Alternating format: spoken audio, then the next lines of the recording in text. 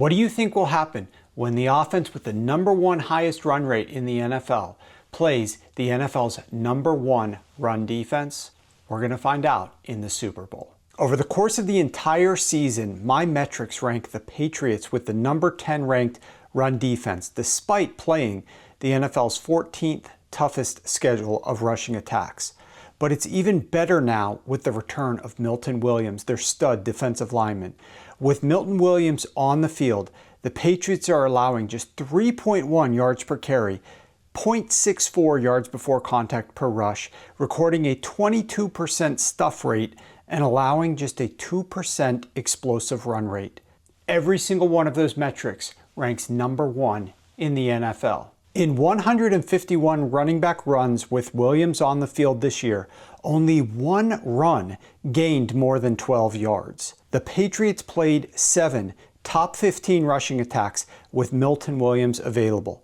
Not one running back one even hit 50 rushing yards in the game. And not one running back one even averaged 3.8 yards per carry. That's what the Seahawks are up against. But other teams that the Patriots have played haven't let their strong run defense keep those opposing teams from running the football against the Patriots at a very high rate.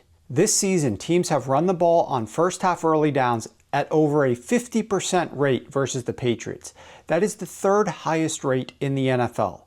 The only teams with higher run rates against them were the Packers and the Bills. But here's where it gets truly bizarre. The Bills' early down run defense in the first half of games ranks #30. The Packers' run defense on first half early downs ranks #27. But the Patriots' run defense on first half early downs ranks #2.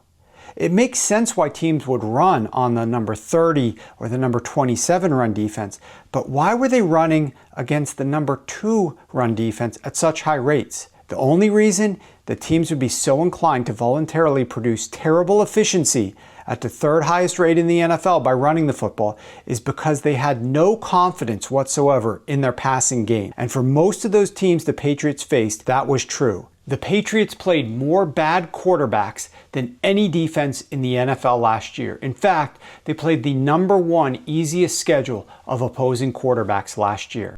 Ultimately, out of 20 games they've played so far, the Patriots played only 4 quarterbacks that ranked above average in efficiency. So these bad teams with bad quarterbacks would rather run the ball into the elite Patriots run defense at the third highest rate in the NFL rather than let their quarterback pass the football. This is where it gets interesting for the Seattle Seahawks. Seattle has the #1 highest run rate in the NFL this year. Even on first half early downs, their run rate ranks 4th highest in the NFL. So the question for the Seattle Seahawks becomes, if you're out on a Sunday drive with your family and you see an overturned tractor trailer in the middle of the highway with multiple other cars that have plowed into that, increasing the wreckage, do you see what's up ahead and decide to detour off the highway and find another way to reach your destination? Or do you lower your head, keep doing what you've been doing, and plow straight into the wreckage? If the Seahawks want to reach their destination of hoisting the Lombardi trophy after the Super Bowl, they might want to consider taking a detour. Apart from the Rams, the Seahawks played 3 other top 10 run defenses this year: the Texans, the Jaguars, and the Colts. In the first half of those 3 games, all of which were Seahawks wins by close one-score margins, Seattle had a 58% pass rate on early downs in the first half. That's vastly higher